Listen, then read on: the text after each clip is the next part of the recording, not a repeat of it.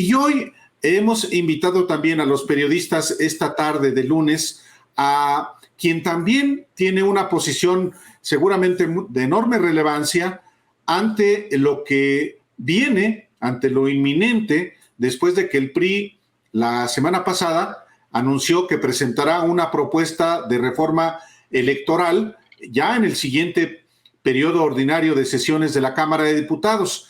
Y le damos la bienvenida hoy aquí a los periodistas a Dulce María Sauri Riancho. Ella es presidenta de la Cámara de Diputados, tiene una larguísima trayectoria política en México, no solamente fue presidenta del PRI, fue gobernadora del estado de Yucatán y es también una parlamentaria muy experimentada, y le agradecemos, Dulce María, que esté hoy aquí en este espacio informativo. Bienvenida, muchas gracias. Muy buenas tardes, mucho gusto. Igualmente, pues Dulce María. Muchísimas gracias. La agenda de lo que viene está muy intensa y está muy interesante, Dulce María Riancho. Por un lado está pues lo que el presidente ha prometido que quiere impulsar en la siguiente legislatura en la Cámara de Diputados y impulsar en general al Congreso. Él está viendo una reforma. Yo creo que lo que él ha estado dejando claro es que quiere una reforma político-electoral que le permita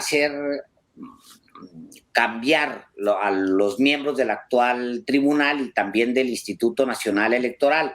Pero no solamente eso, él ve, por ejemplo, el tema de eliminar los plurinominales, y escuchamos, Álvaro y yo, con mucha atención a Rubén Moreira plantear que ustedes están ya pensando en algo que pudieran proponer más adelante para pues, tener la propia propuesta de reforma político-electoral.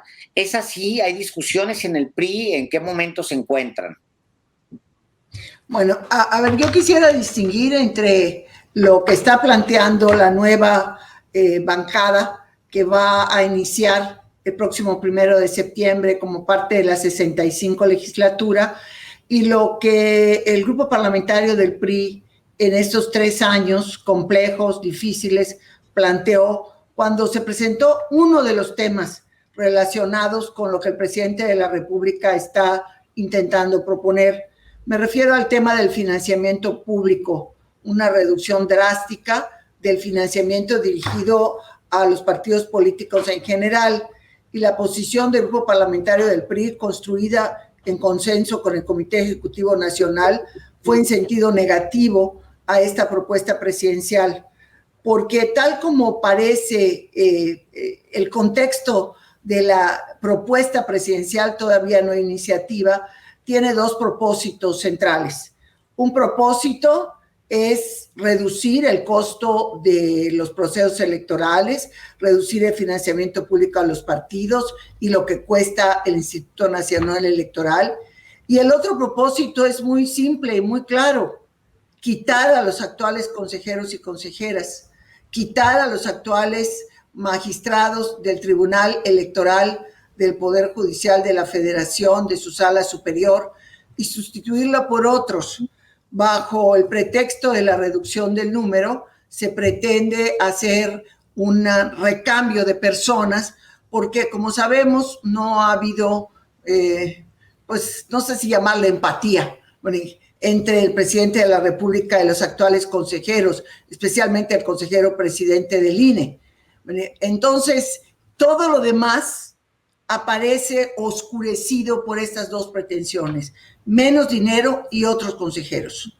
Que se esté trabajando una propuesta de reforma político-electoral para la próxima legislatura, pues es adecuado a mi juicio, pero no puedo menos que comentar que las propuestas de gran calado de reforma político-electoral no son propuestas que se hagan en el segundo trienio, se hacen en el primero, y generalmente desde las iniciativas de la gran reforma constitucional de 1989, cuando comienza el largo proceso de construcción del Instituto Federal Electoral o Instituto Nacional Electoral, la misma iniciativa de gran reforma de 1996, primer trienio, la reforma de 2007, primer trienio de la administración de Felipe Calderón, impulsada por el resultado tan controvertido en la presidencia de la República, la reforma electoral, político-electoral de 2013, publicada en febrero de 2014, primer trienio, y solo hay un equivalente de segundo trienio, es el de 1986, cuando mediante un procedimiento de consulta, que por cierto fue dirigida por la Secretaría de Gobernación y en particular por su entonces secretario Manuel Bartlett, se realizó la reforma en la que pasó la Cámara de Diputados de 400 a 500 integrantes y además la Comisión Federal Electoral, la representación de los partidos políticos, se hizo con una proporcionalidad directa de su número de votos. Es decir, el PRI tenía un consejo en el que prácticamente toda la representación partidista era priista. Eran las épocas de el PRI como un partido pues hegemónico que tendía ya a ser mayoritario. Entonces, 1986, 2021-22, a mí me parece que el Ejecutivo Federal no tiene por qué meterse a presentar ninguna iniciativa, que este es un asunto de las fuerzas políticas actuantes en el país, un asunto que implica un gran debate para construir una iniciativa de consenso. Estaba escuchando hace un momento la entrevista con Gustavo de Hoyos. Yo estaría totalmente en contra de reducir el periodo presidencial a 4 años porque lo que sigue es proponer la reelección. Y yo estoy en contra de la reelección del Ejecutivo Federal y de los ejecutivos de los estados. Entonces, todo este tipo de cuestiones tendrían que abordarse de una forma pues más amplia, más clara, más debatida, para que verdaderamente le sirvan al país y no sea un terreno de disputas, de polarización y una vez más de intentos de deslegitimación de los órganos electorales que son los que van a conducir la elección de 2024. Dulce María Sauri, efectivamente, sería también además la primera ocasión en la que no solamente se formula un planteamiento de reforma electoral en el segundo trienio del sexenio, sería también la primera vez que no se presentan propuestas desde la oposición, o lo diré de otra manera, es la primera vez que desde el gobierno se impulsa una reforma electoral. En este caso, claramente el principal promotor de esta reforma político-electoral es el presidente López Obrador, y eso, digamos, se entiende por sus propósitos, los que ya describía Alejandro Páez. Otros partidos, el PAN notablemente, que es la primera fuerza de oposición, y el PRD, han dicho, no, reforma no. De hecho, otros actores no partidarios, como José Woldenberg, dijo, si va a haber una reforma desde el gobierno, mejor que no haya ninguna. Lo que llama la atención es que efectivamente el nuevo grupo parlamentario del PRI en la siguiente legislatura esté, digamos que anunciando, como lo hizo el viernes, una propuesta de reforma electoral. Eso claramente abre la puerta a que puede llegarse a acuerdos con los grupos parlamentarios afines al gobierno, aunque no participen eventualmente el PAN, el PRD o el propio partido Movimiento Ciudadano. Usted, evidentemente, ya para la siguiente legislatura va a ver a distancia el escenario. El PRI no estaría actuando para romper la alianza parlamentaria que pues está perfilada y que ni más ni menos que se acaban de reunir el fin de semana justamente con el propósito de tener una agenda unitaria. A ver, mira, yo creo que hay que distinguir algunas cosas. La primera cuestión es que hay que analizar y debatir las distintas propuestas. En este caso, ni siquiera es una iniciativa todavía, ha sido un anuncio, claro, ¿no? Y un anuncio muy parcial. No sería la primera vez que el PRI entre a analizar cuestiones electorales, lo hicimos en esta legislatura. No solo fue el financiamiento público, eso es lo que se volvió iniciativa de reforma por parte de Morena, y eso fue lo que discutimos y desechamos porque no alcanzó la mayoría constitucional de 2/3 partes. También discutimos otras cuestiones, por ejemplo, hubo un buen número de iniciativas para la segunda vuelta electoral. De hecho, yo presenté una de las varias que hay en la legislatura actual. Hay iniciativas también, yo acabo de presentar una, para crear un órgano constitucional autónomo, el Instituto Nacional de Población, que se haga cargo, entre otras cuestiones, del padrón electoral, que ya el Instituto Nacional Electoral exclusivamente emita la lista de electores, pero el padrón lo haga ese nuevo instituto, entre otras funciones. O sea, sí habría materia para discutir una reforma político-electoral. Ahora, entiendo que el rechazo, vamos a decir, automático a la propuesta presidencial tiene que ver con el hecho de que parece que el presidente lo único que quiere es que le desaparezca el Congreso de la Unión al presidente del Consejo General del INE y a algunos consejeros, ¿no?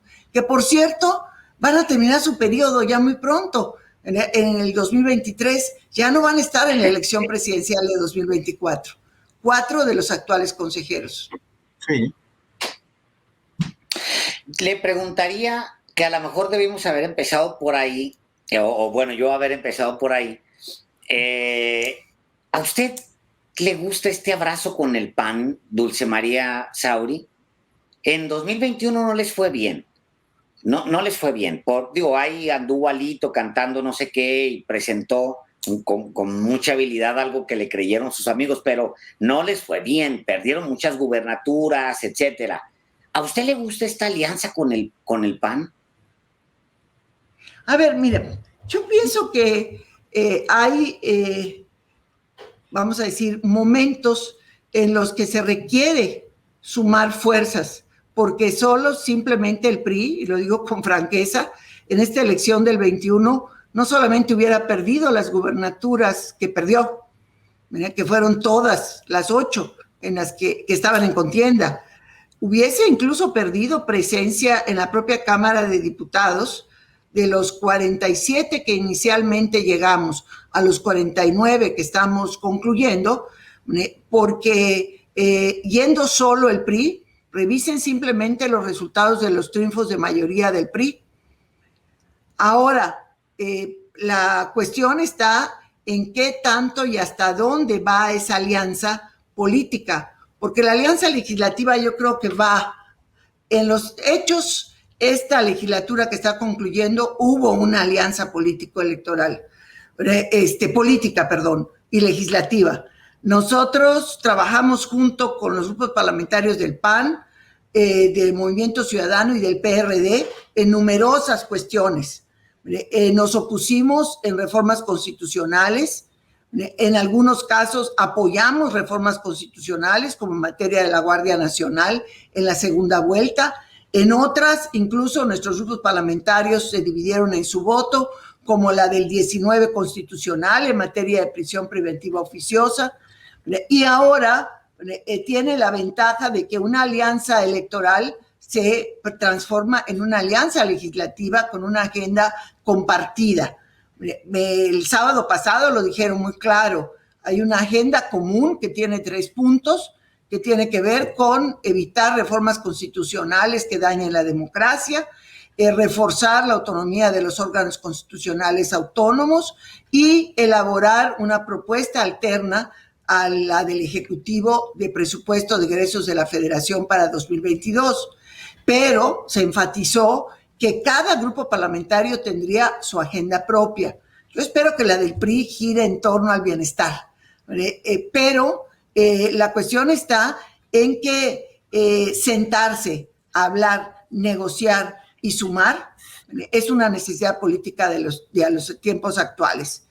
Y lo que se consideró virtud, estamos hablando de fines de la década de 1990, principios del año 2000, cuando los dos extremos ideológicos del PRD y el PAN se dieron abrazos y lograron triunfos electorales en varios estados, por ejemplo en el mío, Yucatán, en 2001, pues se vio como parte de una normalidad, bueno, si no normalidad, de una estrategia para enfrentar al otrora dominante PRI. Bueno, pues ahora es el otrora dominante Andrés Manuel López Obrador el que hay que enfrentar. También ocurrió en 2007 en su propio estado, Dulce María. En el 2007 también se dio un abrazo entre el que entonces era el jefe del PAN, Felipe Calderón, y el jefe del PRI en los hechos, Enrique Peña Nieto, como gobernador del Estado de México, y ganó su paisana Ivonne Ortega, ahora ya en el partido Movimiento Ciudadano. Oiga, pero esos fueron abrazos clandestinos. Yo le estoy hablando de los abrazos formalizados en coaliciones electorales, de los abrazos, por decirlo de alguna manera, institucionalizados, no especulativos de quién abrazó a quién y por qué. Institucionales, el PRD y el PAN se unieron en 2001, presentaron, en Yucatán existe la figura de la candidatura común, una coalición parcial, una candidatura común, y lograron que Patricio Patrón ganara la elección. En 2007 me huele más a clandestinaje amoroso político que a otra cosa. Pero usted lo sabe bien. A ver, cuéntenos, ¿quién tramó ese acuerdo en la clandestinidad? No, mire, yo pienso, como también lo pienso, de 1989. Y quiero referirme muy concretamente a Baja California, ¿no? Hay dos maneras de perder una elección. Una manera es porque tienes un contrincante muy fuerte, opositor, y otra manera es hacer lo necesario para que el día de la jornada electoral los votos que caigan en las urnas sean votos mayoritariamente a favor del otro. Y yo hablo del caso de Margarita Ortega, porque es algo que mantengo como una herida en mi corazón y en mi memoria, ¿no? Porque ella fue mi compañera senadora, recién acabábamos de llegar al Senado de la República cuando fue postulada por el PRI en la primera elección después del inicio del gobierno del presidente Carlos Salinas de Gortari. Margarita venía de una exitosísima trayectoria como diputada federal en la legislatura anterior, en la 53, había sido compañera de Luis Donaldo Colosio, dirigente del sector popular, pero en Baja California la historia empezó a trazarse desde el resultado de la elección presidencial de 1988, cuando ganó Cuauhtémoc Cárdenas, y aquel 1 de septiembre de 1988, último informe del presidente Miguel de la Madrid, fue el momento en el que a la salida el presidente de la Madrid fue increpado y el gobernador de Baja California, Xicoténcatl Leiva Mortera, defendió al presidente de la Madrid, incluso con algunos empujones y situaciones de contacto físico con el entonces senador Porfirio Muñoz Ledo. Unos cuantos meses después, prácticamente al iniciar el gobierno del presidente Salinas de Gortari, Xicoténcatl Leiva solicitó licencia y fue sustituido por Óscar Bailón Chacón, senador de Baja California, y que era el mejor prospecto que tenía el PRI para ser candidato a la gubernatura del estado. Esto desató la llegada de Óscar Bailón como gobernador interino por 8 meses, una serie de pasiones en Baja California, complicó extraordinariamente la postulación de la candidatura, y en ese contexto Margarita Ortega fue postulada candidata, la segunda mujer en la historia política del país en buscar la gubernatura de un estado. La primera había sido Griselda Álvarez en 1979, ¿no? Entonces, Margarita Ortega efectivamente no se opusieron las fuerzas vivas baja californianas, pero tampoco la apoyaron. Y allí ¿Carlos Salinas la sacrificó? Indudablemente, yo pienso que sí. Yo pienso que sí. No es que haya dicho, a ver, van ustedes a quitar de las urnas los votos a favor del PRI, van a ponerlos a favor del PAN o a favor de Ernesto Rufo. No, no es así. Se construyen los triunfos, pero también se construyen las derrotas. Yo es lo que sostengo. Y la planeación política que se puede hacer no le da puede dar esos resultados. ¿Perdón? ¿No le da a usted temor, Dulce María Sauri, de expresarse así del expresidente? Porque eso es una actitud poco demócrata, siendo un hombre tan poderoso dentro de su partido. Hasta el día de hoy. Mire, esto no es un asunto, de temores, y no es una novedad lo que estoy diciendo. A mí me parece que si queremos enfrentar el futuro, hay que ver con objetividad el pasado. Yo en lo personal pienso que el presidente Carlos Salinas es una gente que realmente le dio una proyección de futuro a México. Yo lo he escrito muchas veces, lo digo, fue el periodo de la democracia con forceps. Había que nacer a un país democrático, entonces había que vencer las inercias del poderoso PRI. Y mal haría yo, desconociendo esto, pero mal haría también de decir, pues no pasó nada, todo sucedió por magia. No, hay planeación política para los triunfos y hay planeación política para las derrotas. Como en el caso hay otro episodio, Dulce María Sauri, presidenta de la Cámara de Diputados, expresidenta del PRI, en un periodo terrible, dificilísimo después de la derrota del 2000, pero yo le pregunto también otro episodio que tiene que ver con esa lógica política de Carlos Salinas. Guanajuato, 1991. El viernes se cumplieron 30 años de la elección de 1991 que ganó Ramón Aguirre con 54% de los votos, a Vicente Fox, que ganó solamente 35%, y Porfirio Muñoz Ledo el 7%. Lo estoy citando de memoria. Y después le entregan la gubernatura a alguien que ni siquiera había contendido, Carlos Medina Plasencia, y hasta el día de hoy, 30 años después, el PAN es hegemónico en Guanajuato, como 30 años lo fue en Baja California. Eso que se llamó a concertaciones.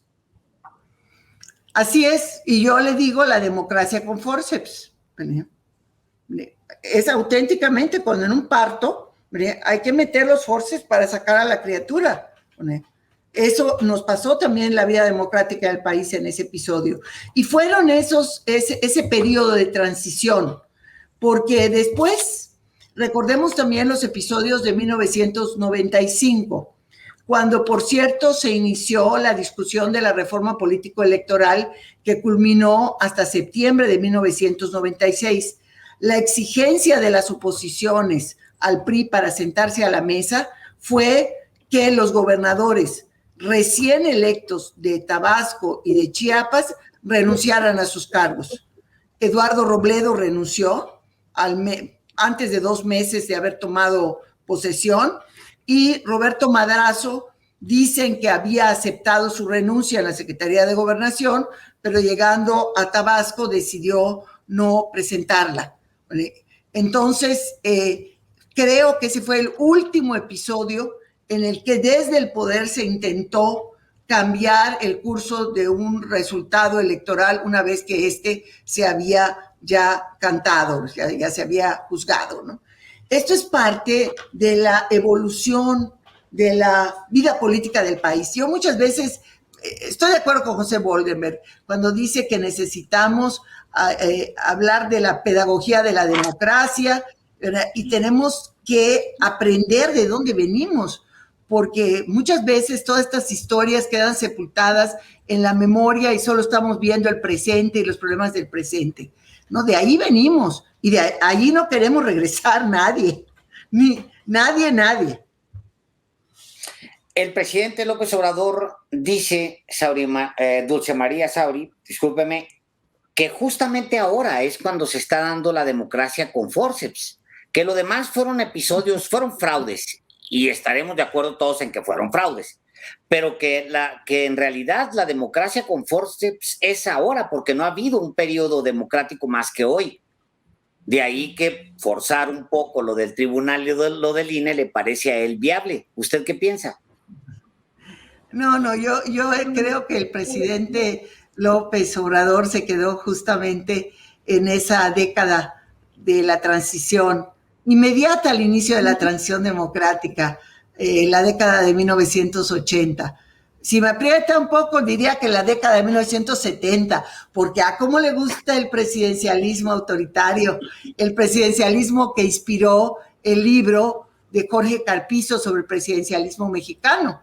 Este fin de semana tuve una plática con un grupo de estudiantes y les ponía yo los 11 pilares del presidencialismo y en una especie de checklist les iba diciendo, a ver, vamos a ver cómo va el debilitamiento del poder legislativo, que es el segundo pilar. Pues este trienio que está concluyendo, hubo un debilitamiento real del poder legislativo y no es una apreciación subjetiva, es una apreciación sustentada en que nunca como ahora se había presentado este número de acciones de inconstitucionalidad y de controversias constitucionales contra legislación que aprobamos, la mayor parte de ella, de esta legislación controvertida por mayoría. Sí, digo, por supuesto que, a ver, para presidentes autoritarios, después de los 70, pues Carlos Salinas, hombre, mandaba a matar. A ver, Álvaro, voy a controvertir tu dicho. Independientemente de la intencionalidad del actor, están los resultados. O sea, la etapa del presidencialismo autoritario, rancio del PRI, duro del PRI, es la etapa en que el presidente de la República lograba ejecutar el más importante acto político de su gobierno, que era postular a su sucesor y lograr que llegara a la presidencia de la República. El proceso de postulación de 1994 fue tremendamente accidentado, tremendamente.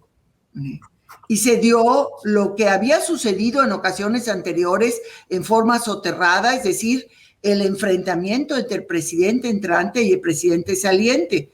Lo que se resolvió en 1977 con una embajada en las Islas Fiji, ahora se resolvió con la prisión del hermano y el exilio voluntario del expresidente Carlos Salinas. Ahí es donde ese sistema empezó a crujir, ya estaba crujiendo, ¿sí?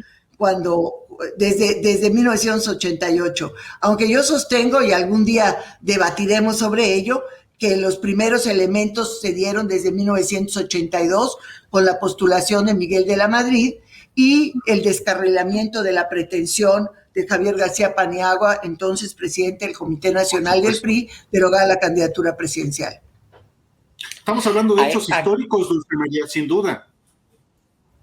Aquí sí, porque finalmente la historia nos permite entender el presente. No porque se vaya a repetir, la historia no se repite.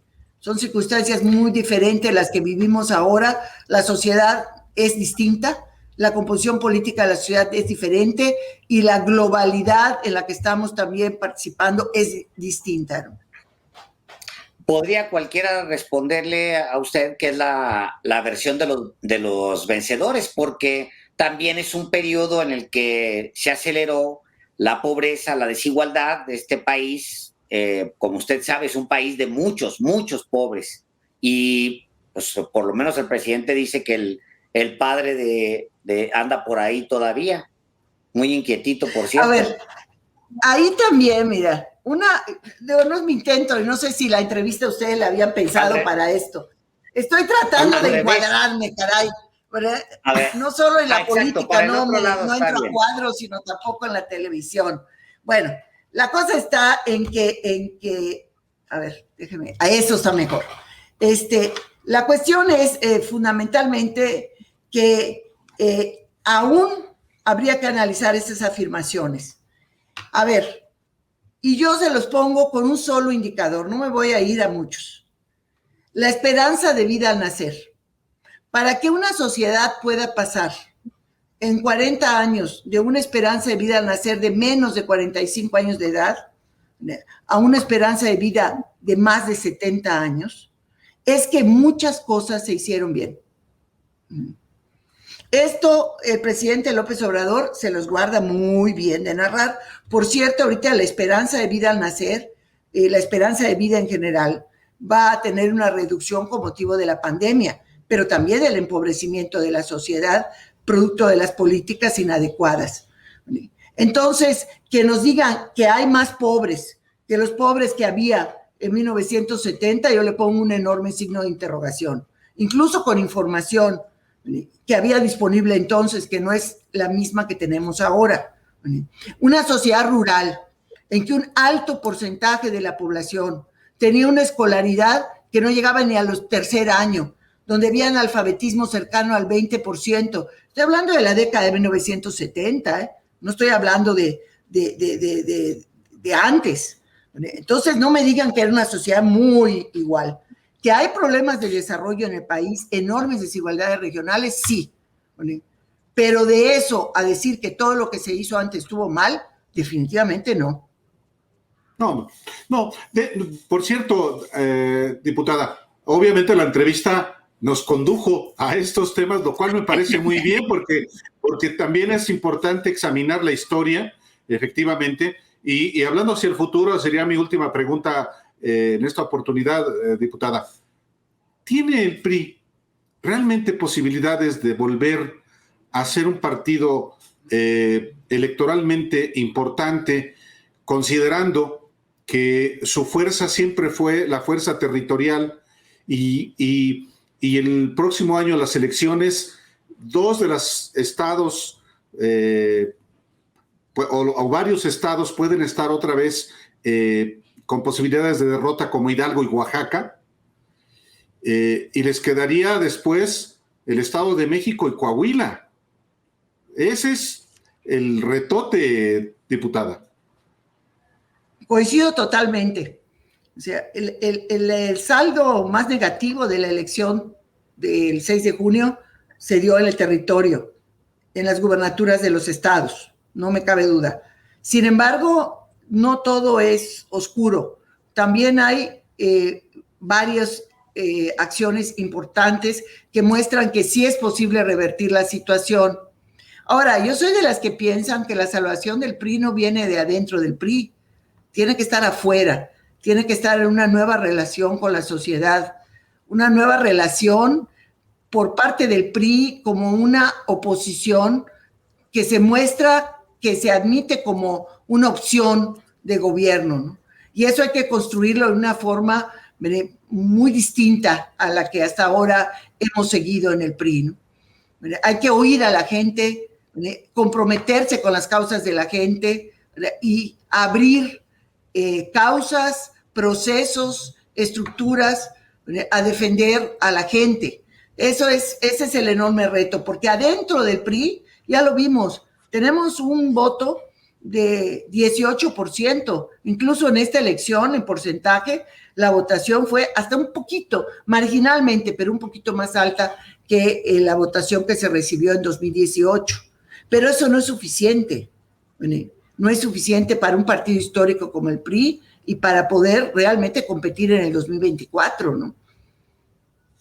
En su presente, perdón, señor Delgado, en su presente se encuentran Alito, Rubén Moreira y pues en el casi presente, en el pasado inmediato está Enrique Peña Nieto. Ellos son los que pueden representar, siendo críticos, esta nueva relación con la sociedad. ¿Sí la representan?